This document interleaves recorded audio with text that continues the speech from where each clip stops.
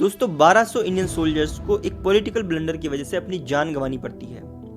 कहानी शुरू होती है 70 एंड 80s में। श्रीलंका में एक सिविल वॉर छिड़ी हुई है Sri Lankan government and Tamil minorities के बीच में।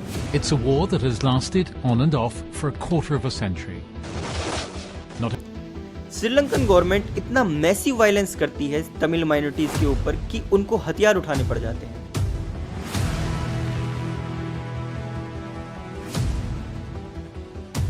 ये जो हथियार उठाने वाला ग्रुप था, इसमें सबसे फेमस हुआ LTTE, the liberation tiger of Tamil इलम।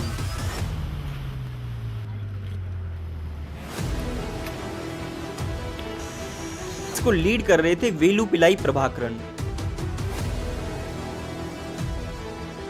तमिल्स के खिलाफ इतना वायलेंस देख के तमिलनाडु की जो गवर्नमेंट है वो सेंट्रल गवर्नमेंट पे प्रेशर डालने लग जाती है। उस टाइम के प्रधानमंत्री थे राजीव गांधी। राजीव गांधी श्रीलंकन गवर्नमेंट के साथ एक पीस अकॉर्ड साइन करते हैं 1987 में। प्लान होता है कि इंडियन आर्मी को श्रीलंका में उतारा जाएगा इंडियन पीस कीपिंग फोर्स बना के। By 1987, the war had reached a stage where India intervened and sent in a peacekeeping force. Target simple था, इंडियन आर्मी जाएगी, प्रभाकरन अपने सोल्जर्स के साथ अपने हथियार डाल देंगे और ये एंश्योर करेगी कि जो श्रीलंकन गवर्नमेंट है वो तमिल रीजन्स को फुल ऑटोनॉमी दे। जब इंडियन आर्मी श्रीलंका पहुंची तो रातों रात पूरा प्लान ही चेंज हो गया। प्रभाकरन इस बात पे एग्री ही नहीं हुए थे कि हम हथियार डाल देंगे। प्रभाकरन का मानना था कि अगर श्रीलंकन गवर्नमेंट इतनी ही अच्छी होती तो ये टॉर्चर कभी होते ही नहीं। उनका मानना था कि अगर हमने हथियार डाले तो हमारा जो मांगे हैं वो कभी पूरी नहीं होंगी। जो Indian peace keeping force Sri Lanka में उतरी थी, प्रभाकरन को लगा यही सबसे बड़ी अड़चन है जो एक इंडिपेंडेंट तमिल स्टेट बनाने के बीच में आ सकती है। रातों रात पूरा मिशन ही चेंज हो गया और LTTE और इंडियन आर्मी को आमने सामने एक गुरिल्ला वारफेयर में लड़ना पड़ा। अब जो इंडियन आर्मी थी वो गुरिल्ला वारफेयर में इतनी एक्सपर्ट नहीं थी जितने कि LTTE के सोल्जर्स थे। यहाँ तक कि LTTE ने कुछ ऐसी टैक्टिक्स यूज की थी जिसके लिए इंडियन सोल्जर्स बिल्कुल तैयार नहीं थे, जैसे कि बच्चों को हथियार पकड़ा दिए और सुसाइड बॉम्बर्स को यूज किया।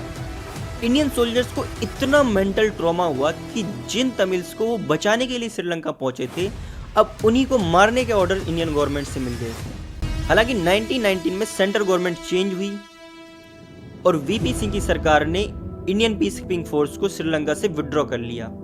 ना तो LTTE ने अपने हथियार डाले और ना ही श्रीलंका में पीस अचीव हुई।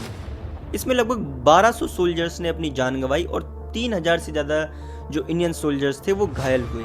इस पॉलिटिकल ब्लंडर की वजह से खुद राजीव गांधी की 1991 में LTTE के सुसाइड बॉम्बर द्वारा हत्या कर दी गई।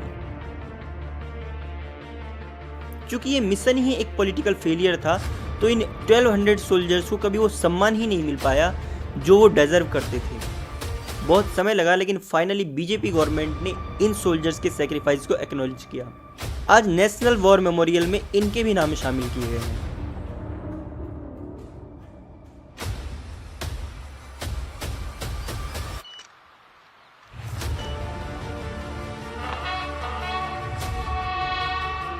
एक पॉलिटिकल डिसीजन कितना ही गलत क्यों ना हो, एक सोल्जर की ड्यूटी होती है अपने ऑर्डर्स फॉलो करना, और वो सोल्जर्स वही कर रहे थे। श्रीलंकन इंटरवेंशन एक ऐसा डार्क चैप्टर बनता है पॉलिटिकल ओवर कॉन्फिडेंस का। न्यू दिल्ली में लिया हुआ एक सिंगल डिसीजन इंडियन आर्मी को उन लोगों के सामने ले जाके खड़ा कर देता है जो खुद अपने सर्वाइवल के लिए लड़ रहे थे। हिस्ट्री में वैसे तो किसी डिसीजन को पूरी तरह अच्छा या पूरी तरह बुरा नहीं बताया जा सकता, लेकिन हर पॉलिटिकल ब्लंडर की कीमत इनोसेंट सिविलियंस और सोल्जर्स को ही चुकानी पड़ती है। So let's make sure we never forget these 1200 men who sacrificed their life.